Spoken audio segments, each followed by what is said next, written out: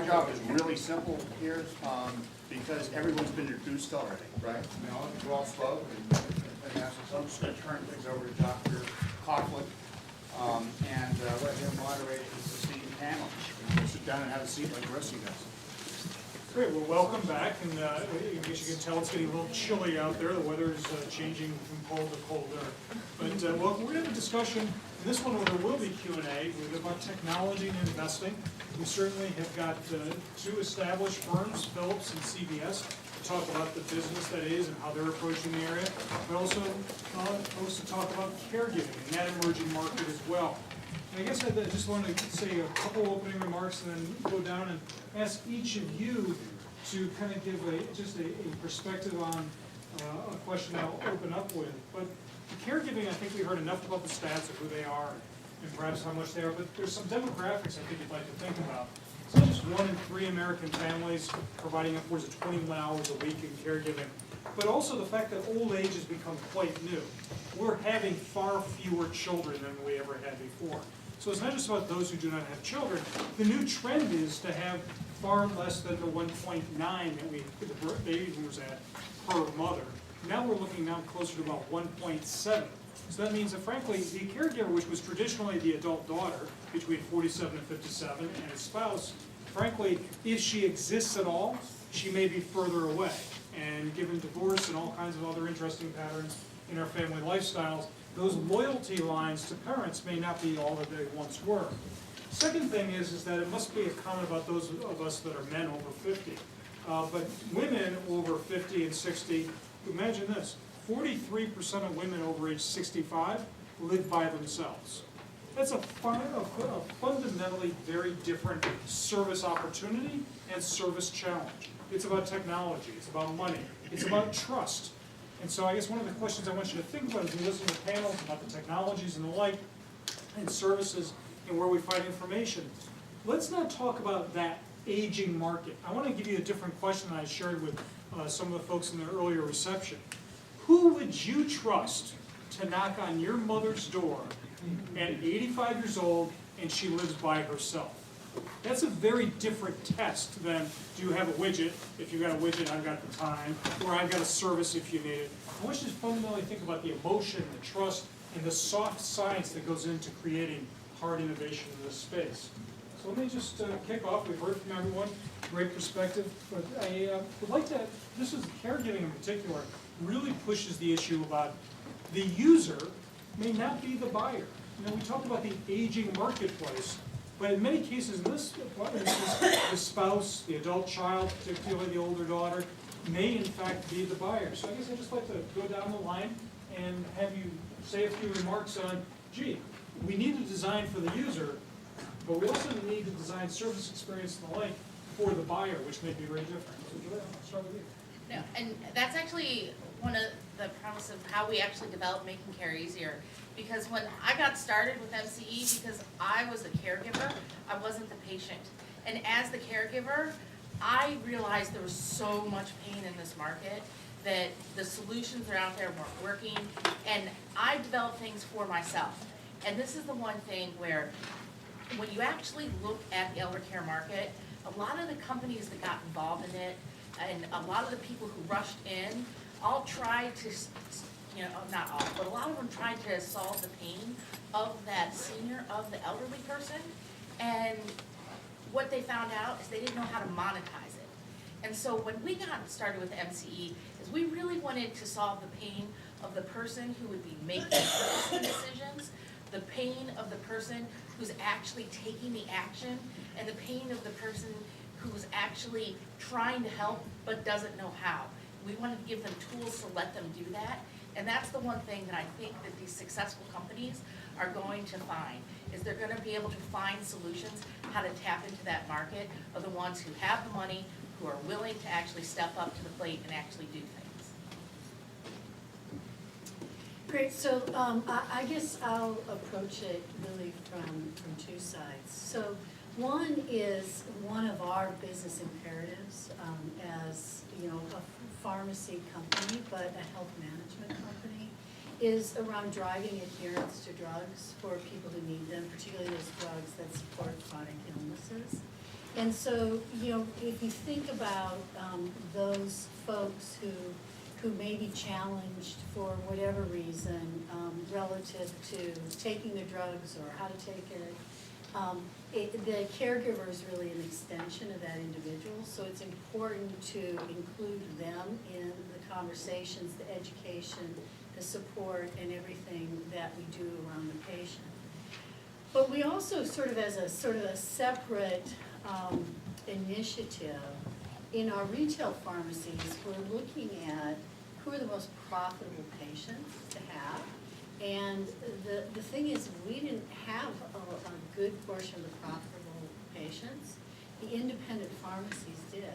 And so when you look at the profile of the patients, they're the aging, with multiple chronic conditions, who likely, highly likely, have more than one or more caregivers. And that independent pharmacist and the pharmacy itself is acting as an extension of the caregiver and providing support for that patient. So that's like a real wake-up moment from a business perspective that says, hey, for, you know, besides just like it's a good thing to do and the right thing to do and fits our business model, it's an important thing for us to do as a business, because if we're not supporting that patient with these needs and the caregivers, we're missing out on a big business opportunity. So I think the answer to that, in my view, is for someone to have, in terms of a user and the buyer, they're really partners in this, right? And they're going to be bonded together emotionally and financially for all these reasons. So I look at it as an ecosystem, meaning if I was going to open the door and kind of adopt the technology coming in, I'd want an existing, an ecosystem to be there. And then I will adopt that capability if it makes my life easier or the patient's life easier. I don't know that it has to be both at the same time, but certainly address the pain. And so I'll give you an example of a technology that I really like, that I recommend, that I trusted, that I bought, like boom. So it's called Dropcam. How many of you know what Dropcam is? Okay, so Dropcam is I'm assuming all of us know what it is. It's just a simple video camera that you put in your home. It was purchased by Nest and now by Google, and so that feeling of it being there for a long time, making sure it works, felt really comfortable. I could buy it online at Amazon for $250, boom. And once I bought it and installed it, it worked. And it not only just was fun to use, because it's a two-way, the camera actually is a two-way communication between the person you're watching and then the person on the other side. But I actually have multiple Dropcam videos. I can watch my kids, as Sam's generation, and my parents and my grandparents, right, on the phone through Dropcam. I didn't have to pay any extra money. And so kind of that ecosystem came together really quickly to solve that problem. And I felt very comfortable with it. And but unfortunately I found out not through an existing channel, it was really word of mouth. So I think the challenge for us is that channel, the CVS's, the retail channel is incredibly important for us because we start to kind of dabble in it, and for us to get comfortable with it over time. Or, you know, for the people that are online a lot, having a friend recommend it is also very useful. But that whole thing came together incredibly easy, and a lot of people use it to monitor their loved one from anywhere they are in the country. They're not paying any additional money for it. What's funny about technology too is that the resolution is real low, so people are concerned about privacy, right? If you could see what I'm reading or what I'm wearing, what I'm not wearing. But what's interesting is the resolution is so bad you can't see any of it. So it actually works to the advantage.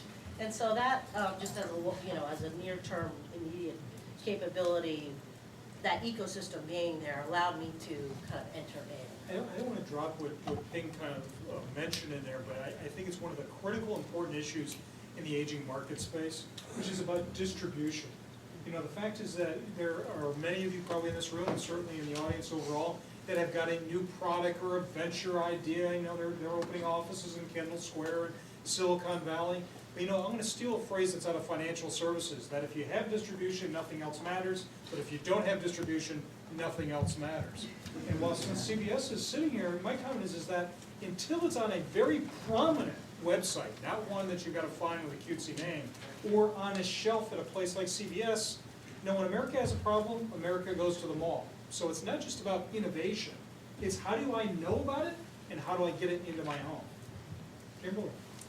Okay, so thinking about it, there's no simple answer to it, and our mission is about seniors, caregivers, and clinicians, because it's not one of them, it's the integration, it's the ecosystem about all of them, like throw pharmacies into the mix. And so it's who you're trying to serve and how are you trying to give great experiences across all of those constituencies. That's one answer. The other then is, well, who buys? I mean, in my business, who buys is 50% consumers, 50% caregivers when I go direct to consumer. When I go into hospital systems, it's the chief medical officer and the hospital system and the discharge nurse that says you have a high falls risk, you need to go home with a service that'll help you stay home safely. And now enter healthcare reform, and new things are actually happening. So in healthcare reform, we actually have payers coming and saying, hey, can we offer your service just like you sign up for your benefits? Can we tuck your service in as a benefit to our constituency because it adds value and it lowers costs and there's all sorts of positive outcomes that I can get some incentives for? So like, wow, we just did a deal with a payer. So, you know, it's evolving, and I think the only way to win is if you have to address all of them. Let me ask one more question, and we'll throw it to the audience and we can have a larger discussion. If we build it, will they come? And that's in terms of technology. I mean, I sit at a institution where technology is the answer. Now, what's your question? But there are countless examples in the aging space of very rational, good ideas, effective technology that go nowhere. And please don't tell me it's because older adults don't like technology. They buy the higher end, you know, if it's high price, high design, and high style, chances are it's an over 50 consumer buying it, so that's certainly not it.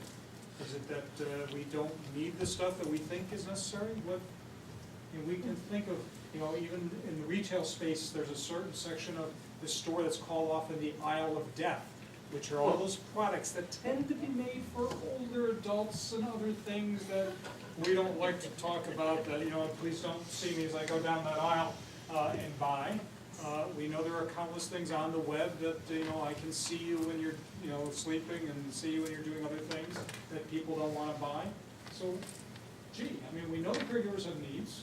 We know that older adults are likely to fall or have an issue.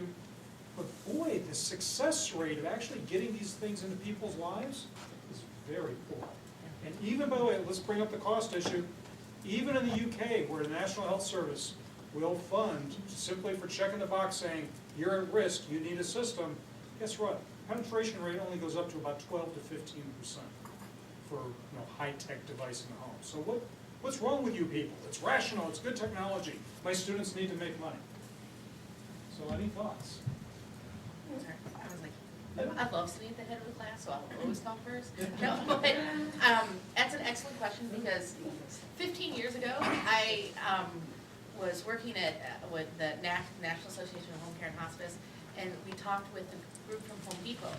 And Home Depot was going to develop their own store for the senior market because it's such a huge market and they're going to do so much. And they've spent a lot of money, no one came.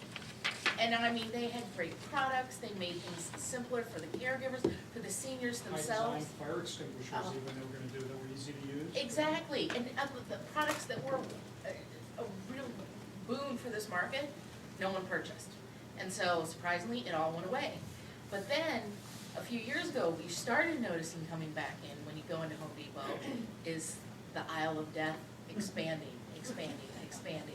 And one of the things that I got really excited about was this whole principle of universal design, which if you all don't know what universal design is, you all need to learn it ASAP, because basically what it does is it makes tools accessible for everyone and usable for everyone, no matter if you're 5 or if you're 95. A great example are just the door handles that are all of the handles on all the doors right now.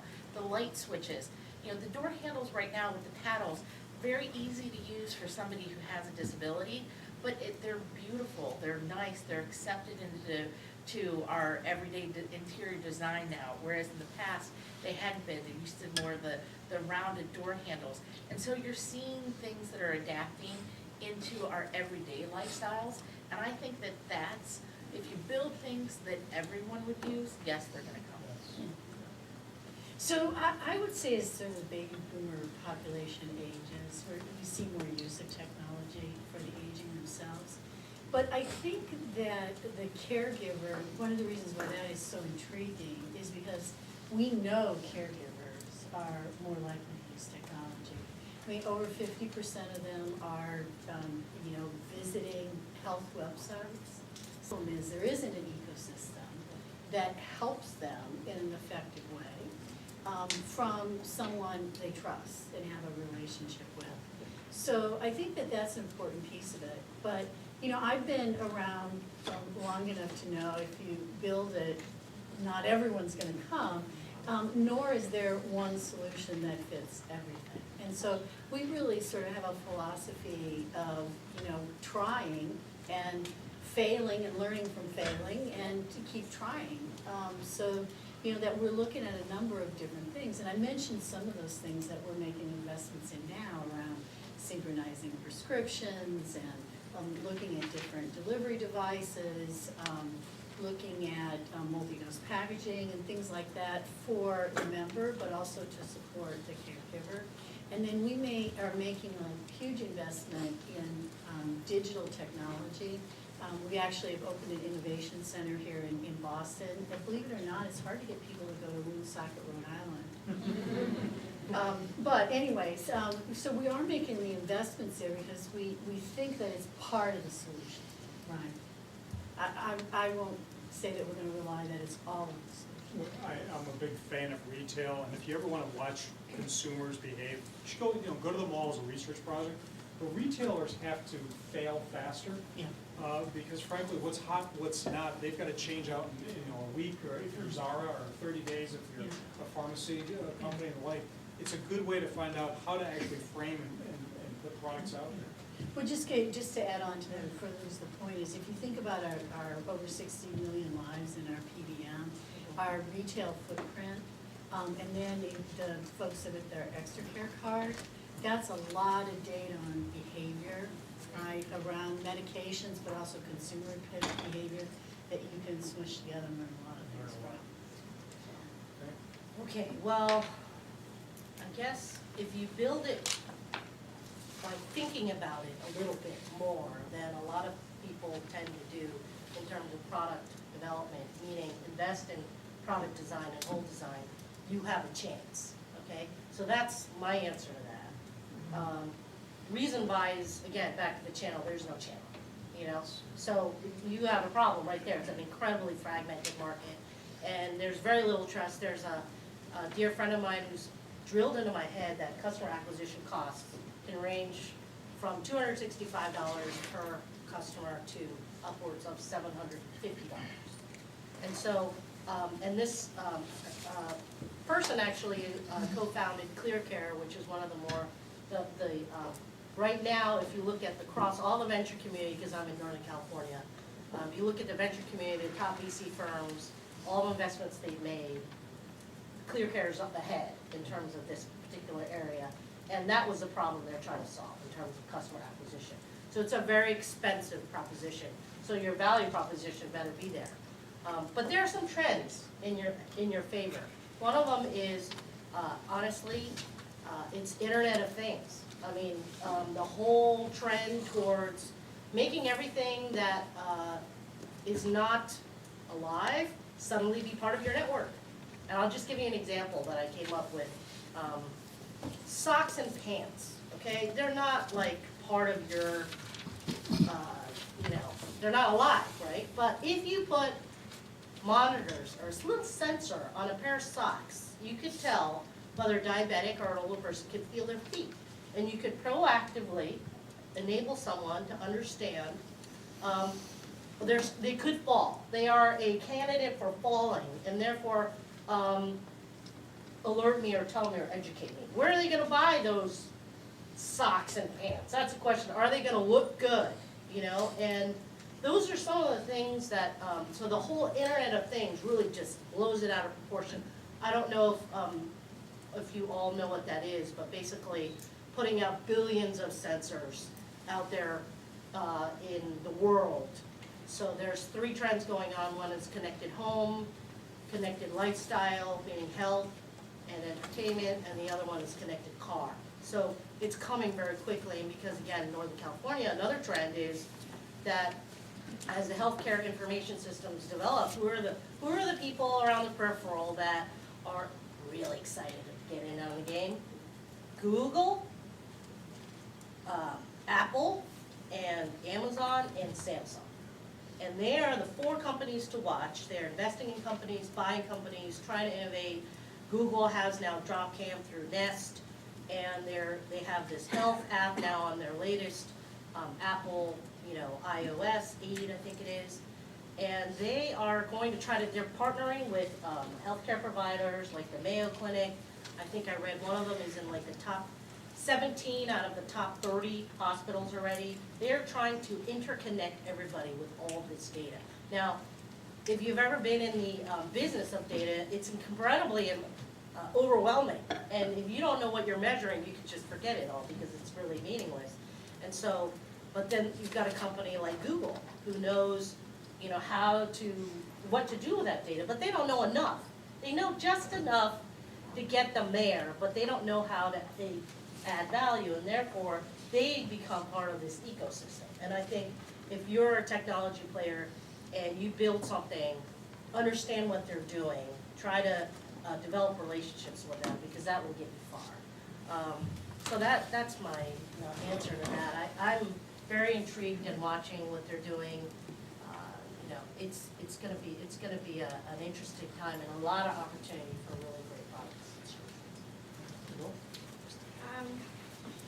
To me, it's all about unmet needs and the opportunity and the pain points. And you heard all earlier about all the things that we experience today that we shake our heads that still is just not where it needs to be in terms of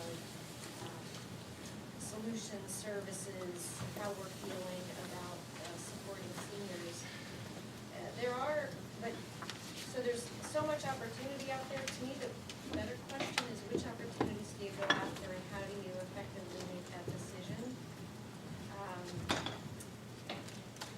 Because people are going to try to build, and there are lots of examples of companies that have come and gone, and people that try to build fall detection technology only to have so many false positives that you get 6 false positives before breakfast time, and you throw the thing away, or you have the Fitbit thing that doesn't quite work, and so you throw the thing away.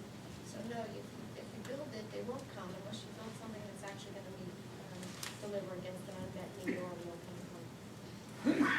So let's open up some questions. You guys have been quiet for nearly 2 sessions now.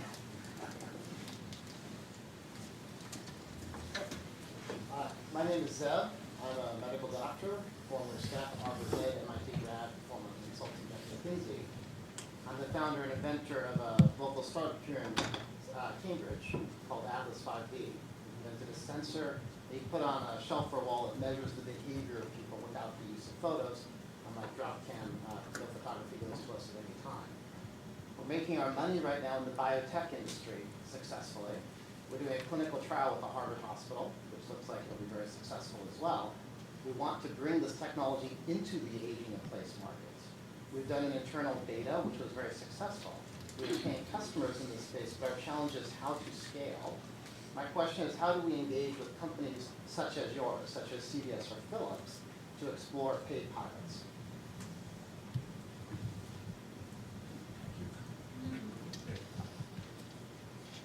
To Go me, ahead. yeah,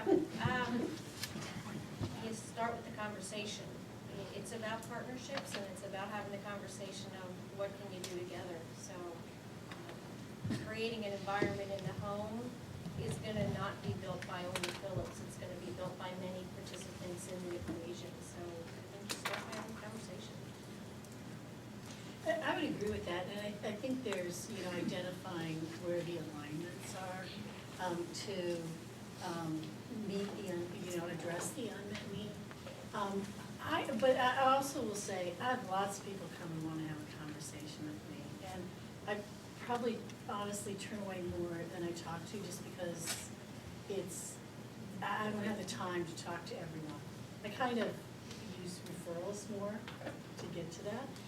But I will say is that you shouldn't look at that as a dead end, because there's many people that I've talked to where I'm like, listen, you know, I just don't see how that fits.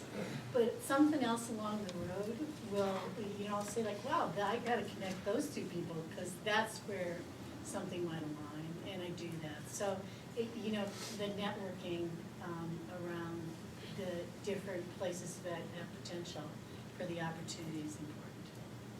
Question there? I think your question of if you build it, will they come, is a critical one in distribution and affinity and trust. There's no shortage of wonderful technologies to help people age better and be safer, but there's a real psychological problem with people embracing anything that will admit that there's a frailty or vulnerability. And so while we're buying technology, it's not to something that admits that we have a vulnerability or a problem that needs to get solved. And even while our adult caregivers or young children who are our caregivers might be playing a role in advocating for that, guess what? We didn't listen to them. They didn't listen to us when they were teenagers. We don't listen to them now that we're in charge and they're telling us what to do. So there's a real emotional issue and a need to develop trusted distribution sources, but also maybe call those things something different. And like the universal design, embed it into our culture and how we think about things and make it a passive choice, not an active choice to have this technology. You even see that in financial services where people will buy life insurance because they can easily see themselves dead, but they won't buy a lot of long-term care insurance because they can never see themselves disabled. That's how I feel, so, yeah, I feel that. Any other questions for me? Yeah, everything costs money, as we all know. And the question is, how does, from each of your perspectives, how does that cost factor enter into developing those products or services that are going to work?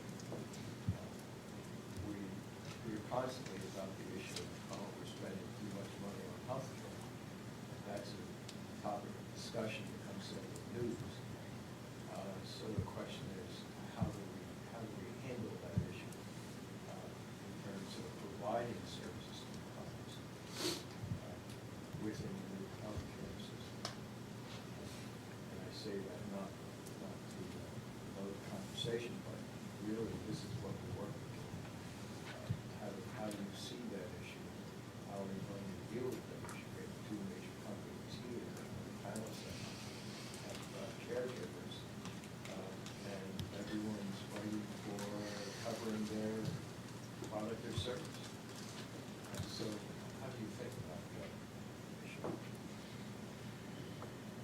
So as a young company, that would, and especially a young internet, online, mobile company, that was our number one issue, because we have basically, the internet and these companies have trained people not to charge.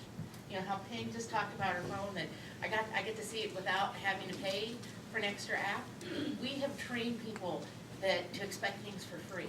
So as somebody who wants to provide services and solutions and you develop new technologies, how do I deal with all these users who want everything for free? And if not, they know that they can get, make things that are for free, halfway usable. So what we did is we started our company with the idea of how are we gonna monetize this?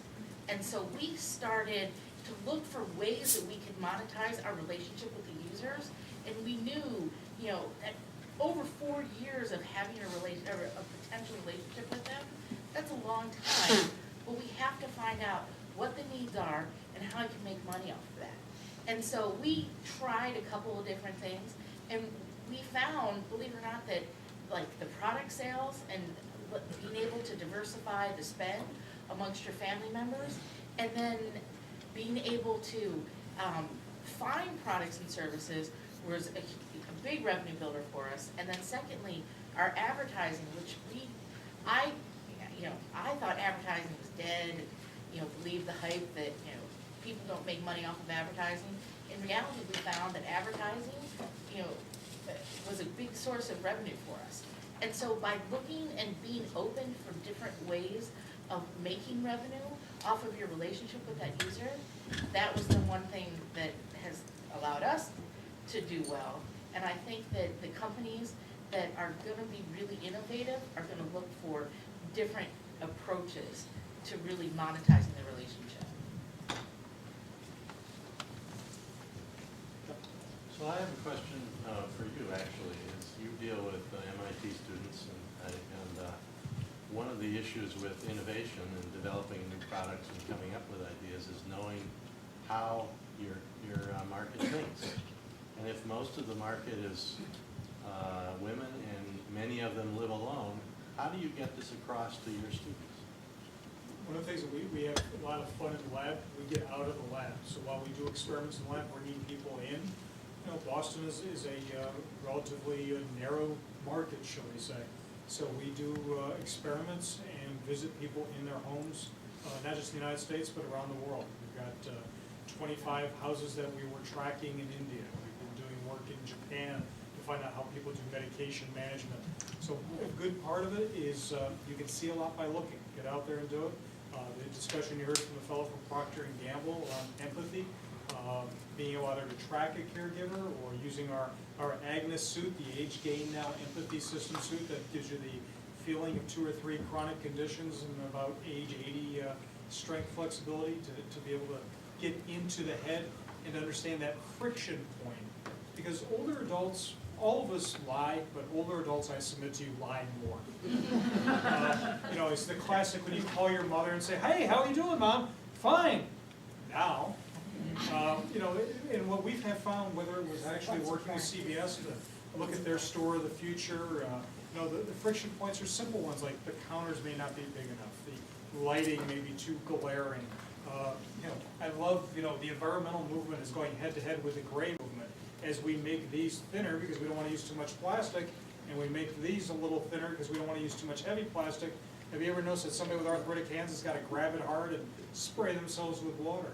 So the way we deal with it is we get the students out into the field to feel the pain, if you will. And we call it the friction, the fatigue, and often the frustration that the older consumer and the caregiver feels. Hi, I'm Amy Larrabee. I'm the founder of HelpAround10.com, and it's a community marketplace. It's a trusted marketplace that connects buyers and sellers of local services. So we have a lot of seniors. We've gotten help shoveling snow, moving a cat, planting bulbs, running errands, and we connect them with people in their neighborhoods who are looking for work. Think of Yelp for the home or LinkedIn merged with Craigslist. And it's designed for seniors. We don't have an app because most seniors don't have a smartphone. Most of them are comfortable using the website. But occasionally, like yesterday, I still get someone who calls me, needs help, and who refuses to use the internet. Well, 2 of you have internet businesses. What do you do about that? Do you think this internet thing's going to catch on? No, that's why I didn't. So actually, we actually went at, our approach is to go after the caregiver because we don't expect that senior to actively use a system like ours. We know that seniors and the elderly, 80 people, they're one of the widest and the fastest growing demographics of actually adapting and using technologies, but they're not using some more like complex features that a company like ours features. So what we did is we developed it for the caregiver for the one that's actually apt to use the technology. In our next version, we actually have a fan page that's actually developed for the senior themselves, so that it's almost like a Facebook, that's more of a friendly approach that is adapted specifically for them. But I think that until you see the baby boomers start to be recognized as the senior market, you're not gonna have a huge adaptation. I'd just like to comment on, I don't know if it's related, but it is in a way. So but I had this struggle with my father-in-law about Uber and his driving, okay? So, it's harder and harder for people to drive, and he didn't want to relinquish the fact that he couldn't drive anymore. And he said, well, you can't rent a car, but maybe you could Uber from point A to point B. And so I'd argue that once I get over this emotional, because he told me, because I know he went to our biz school, but, speech, that, at the end of the day, he probably will find it to be highly useful. And so, unfortunately, a caregiver may or may not be there every time he wants to go shopping somewhere, Costco, whatever it is. And so I do think that we need to figure out ways where these are huge sectors of market opportunity that I don't even know Uber's thinking about yet, driving older people around from point A to point B, but it gives them independence. They don't need to ask you to drive them somewhere. They can go whenever they want, and they like to go to lots of different places when they can get around. And so isn't there an opportunity for Uber to look at this market and make it usable? And then you have this, so I wonder if there are applications that rather than always going to the caregiver, if we can give the independence back to the person who's, 100 years old. The fine line is you can erode capability by too much help, so. Yeah, so what is that balance exactly? But I find that really interesting, and I haven't figured out the answer to it, but I think there is a lot of opportunity there. Yeah, and caregivers do provide a lot of arranging for services, so Yeah, that's a true. big part of what they do. So if you target the caregiver, that's a smart move. Yeah. Some other interesting and emerging data is that if you're willing to, you have to look at the economics, train them or teach them. They're afraid to, and 75% say, I don't really want to do the new technology, but if somebody shows me, once they're shown how, then actually they can become very high adopters of the technology. So there was something about even Facebook or social media, and once they're shown how to do it, they do it 1 time a day or 3 times a week, and so you can decide whether that's worth the while or not. To what degree are any of you, we've heard a lot about caregivers as family members or loved ones. To what degree are you guys involved with professional caregiving agencies as a channel for caregiving and the opportunities there, technologically or otherwise, with PCS agencies? Yes, but I don't want to Okay, be the only go. person who talks. So I actually started working with the Association for Home Care and Hospice. So the first thing we did was actually developed a tool so that they could, the home care and hospice, the professional caregivers could basically white label or co-brand MCE and use that as a benefit to their clients. And it's actually been a great opportunity for us because we've been able to pick up a lot of users because we're able to go into these agencies and allow them to offer MCE to their clients. It helps their clients. They get to extend their reach. And best of all for us, it really drops our customer acquisition costs because they're going out and recruiting users on our behalf. It's something that's in our vision for a partnership that we need to build because they fit in the ecosystem. They're an important part of the equation.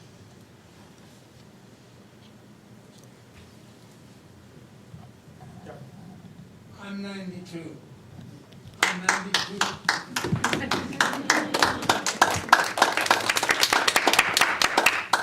I'm 92 years young.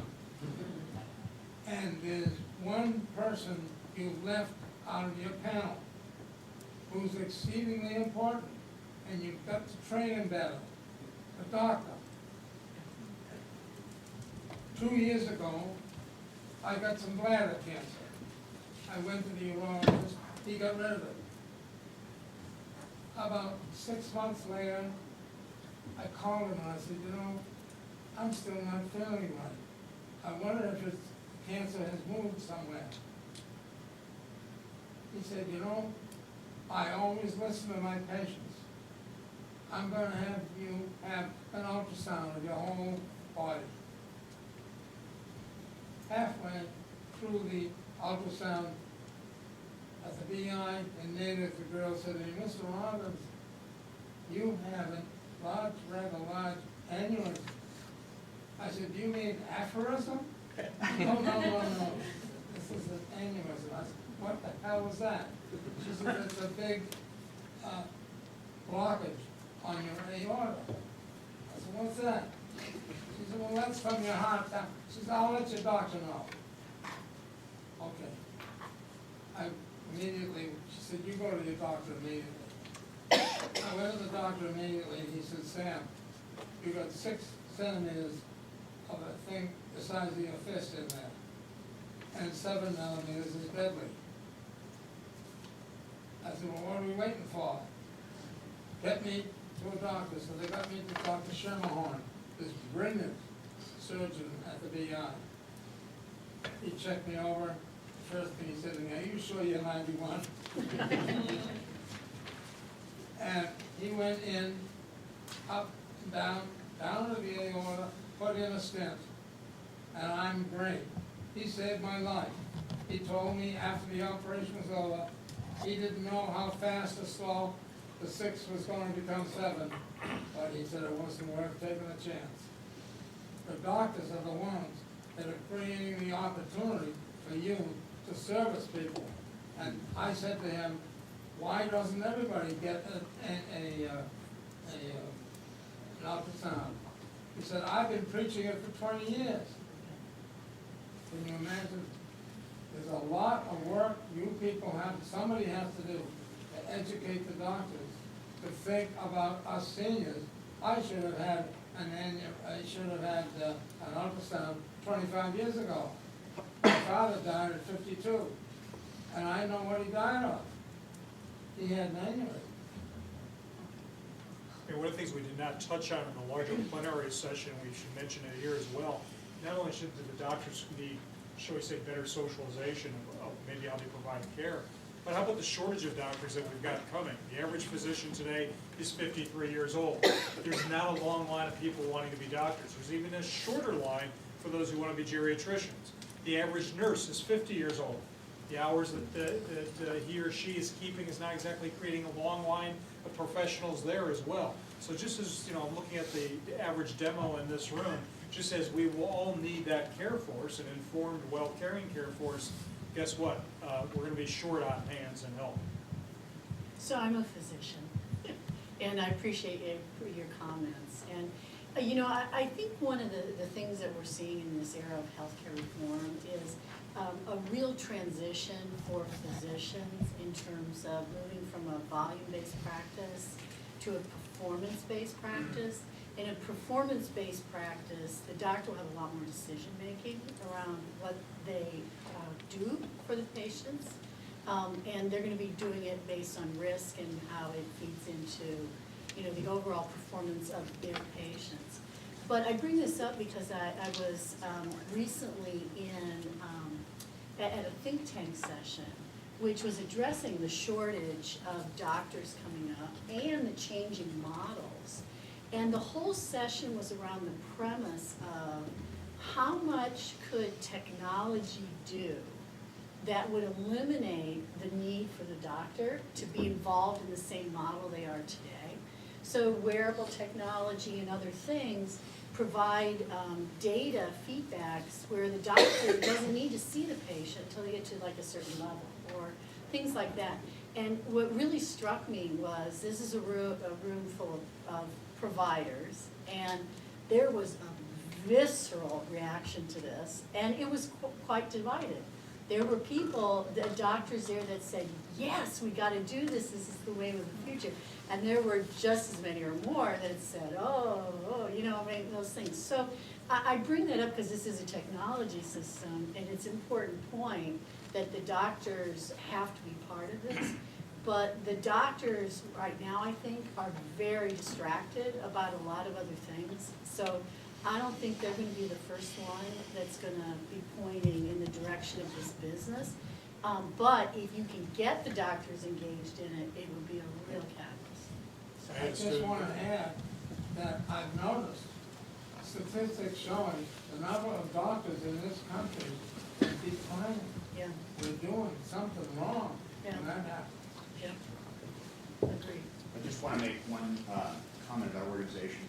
We have between 9 and 9:15, if the panelists want to continue to go to 9:15. So,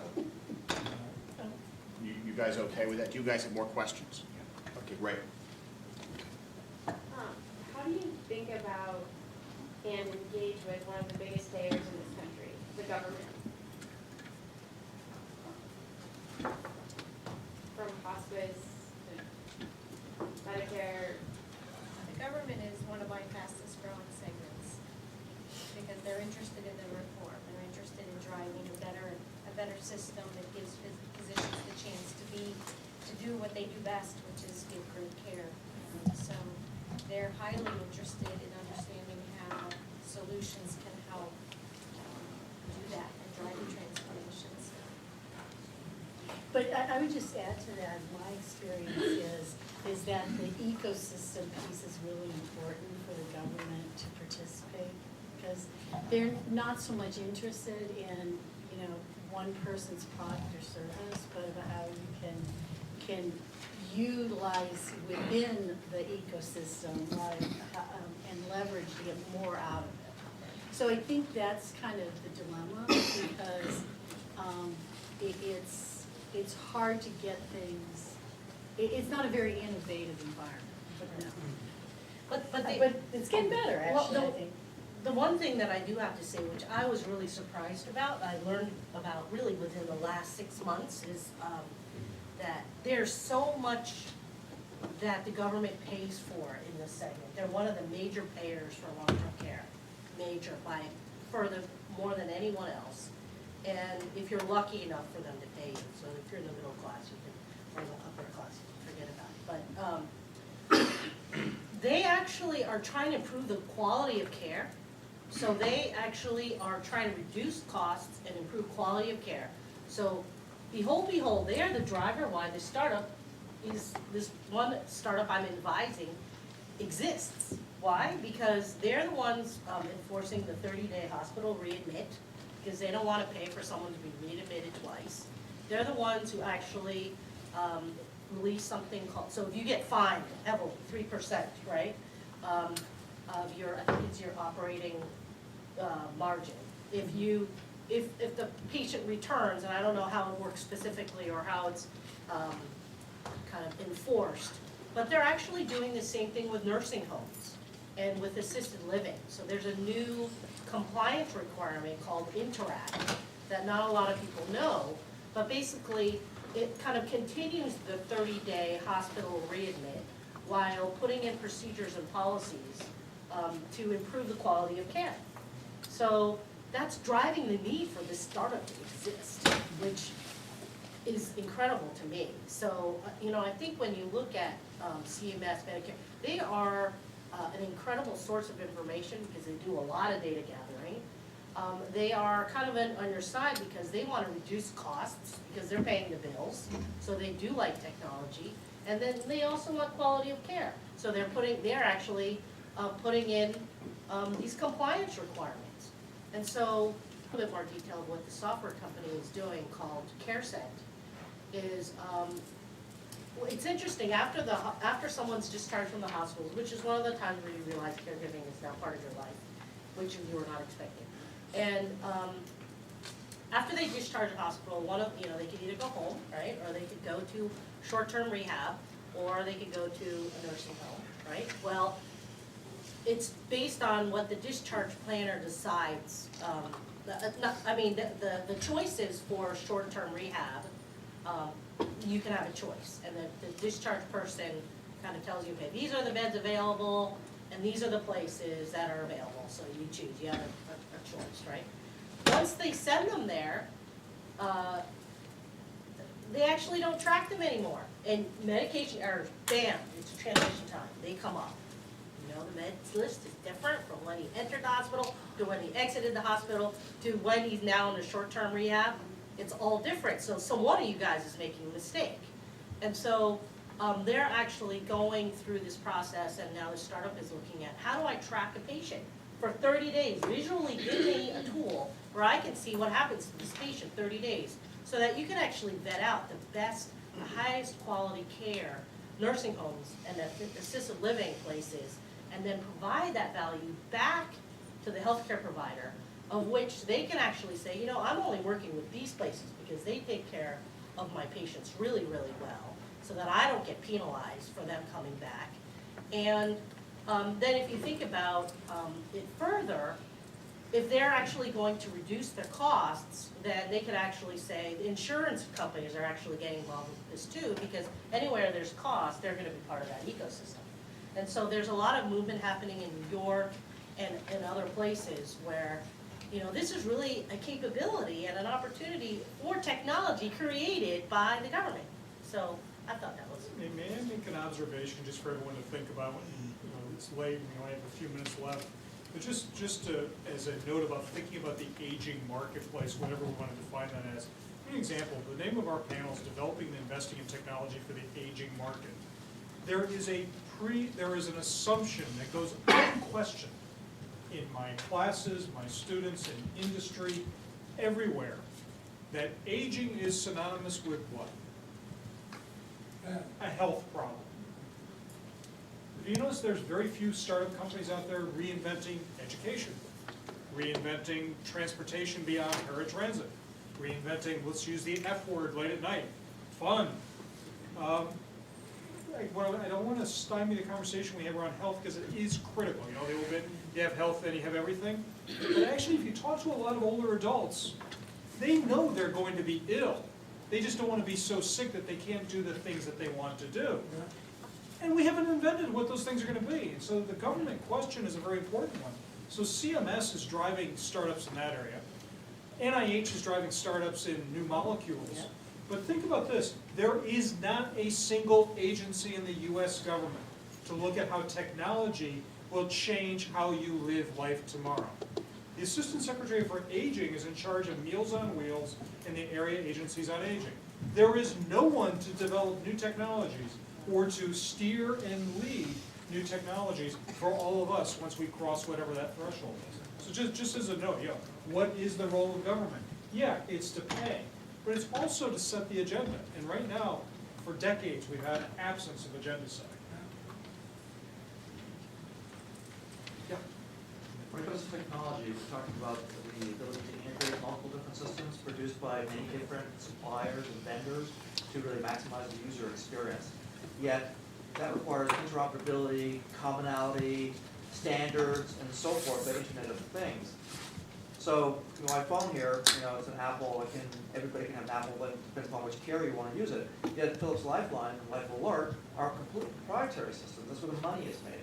I'd like to know about the tension between the proprietary, standalone, closed architecture aspect as opposed to the requirement to really maximize technology, because that's what this panel is all about, that really drives towards openness and interoperability and open architectural standards. Well, at Philips, you may have heard, I don't know, Jerome Toss, he's my boss, and the digital health platform. So we are about an open architecture and believe that that's the way we win globally and the way the system actually transforms. It's the same kind of premise that Docomo did 20 years ago when wireless data services were just emerging. It's like create an open environment, and if the Surfer app's going to be the most popular app, the Surfer app's going to be the most popular app, but you never would have saw that one coming. So we do believe that that's what, if I had my slide up there, you'd have the digital health platform and connected digital devices, whether I invent the algorithm or someone else does. There's a question right here. Yeah, so Professor Hill in the previous panel mentioned the concept of how designing something for people with disabilities often then leads to a more universal design that applies to a lot of people, including the aging population. So I'm curious if your companies have had experience or are doing anything with that sort of approach of designing for people with disabilities as a way to create something that works for everybody. The only comment I would say about, I'm not with a company, I'm with a nonprofit, but the family caregivers cover everyone. I mean, vet is a big, the VA, the vets are a big group that we service. And there's a lot of overlap there. So we talk about caregivers, could be children, could be adults. And dementia sets in for a young football player. That would be very difficult, right? And so I do think a lot of the services can potentially line up, products and services. I do think the industry has a terrible mindset of how to market and sell to the aging, the longevity of. I've just been given a signal from Yeah. outside. Want us to wrap up. The party's over? Yeah. So I'm sorry, she should really answer the questions, I Yeah, think. yeah, more than me. that's fine. I just want to say, Okay, that's fine. we'll let you finish, and Yeah. if there's one more question, then we'll wrap it up for that. Okay?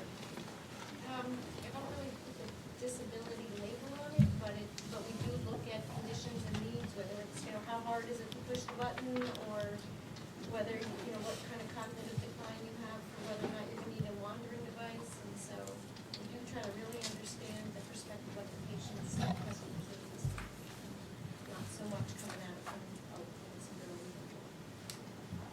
One more question, because it's past the bedtime for those of us over 50. Yeah. Thank you. You mentioned earlier that government needs to set the agenda. Let me add a little bit to that discussion. If we look at the healthcare span, there are about 15% of our population over 65. They consume about 35 to 40% of the healthcare dollar today. I'm an aging squash player. I'm going to go in for new knees. The government is going to give me $30,000 to $40,000 to do that kind of thing, and I'm 76. Let me submit to you that one of the things we want to think about in this market is not the amount of money that we can get out of the market, but how can we minimize the spend in that market and place it in the young. New knees for somebody that's going to use them for 10 to 15 years may be a great convenience. It's a terrible societal investment, particularly if I'm not means tested and can pay for it myself. So let me just ask the question, is AgeLab doing anything on the policy side to look at, let's look at means testing, let's look at taking the Social Security tax all the way up. What are the things that are being done on the policy side to either increase the revenue or decrease the spend and change the emphasis from the aged with a minimal societal benefit to the young, where they've got 50 to 70 years of benefit to society? Very quick answer, because we're getting the hook, but the answer is yes. The lab started in the policy area to begin with before it went into engineering. And that was what you heard me kick off the session earlier tonight with, which is a fundamental rewriting of the social contract. Not necessarily to create an ageist environment, young versus old and the like, but also what are we going to demand from the old now that they've gotten that old, as well as what do I demand from you when you're in your 20s to take care of yourself so you don't cost us as a society when you're 75. Longevity, it's not about just aging. Thank you very much. Thank you very much.